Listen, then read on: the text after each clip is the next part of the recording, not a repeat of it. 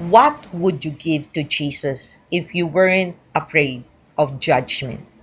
Because the woman in this passage did something people feared to do.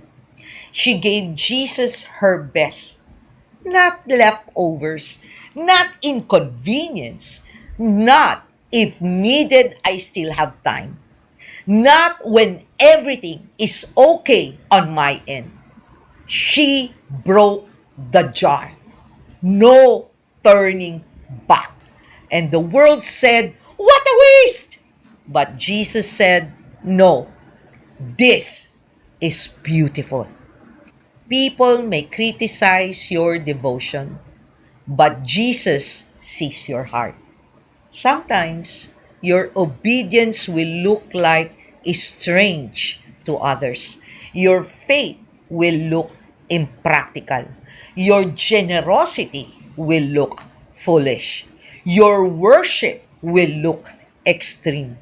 But when it is done for Jesus, it is never wasted.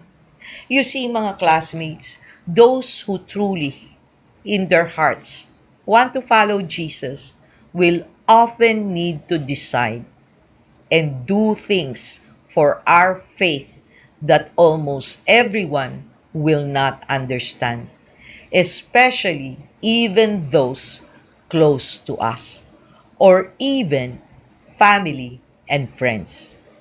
Don't be surprised, mga classmates, if they'll even be the first ones who will try to find anything against you to debunk whatever you are doing or ridicule you, or even if they don't say anything, they don't really understand you.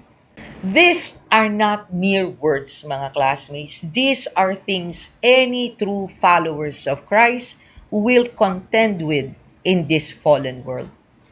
It is not a simple act to do, and only very few will be able to do it. And we, as believers and followers of Christ, we only get to be like this woman who's willing to offer everything she has when a certain time of our lives comes and the Lord make us choose if our hearts truly belong to Him or we just say it for the sake of it.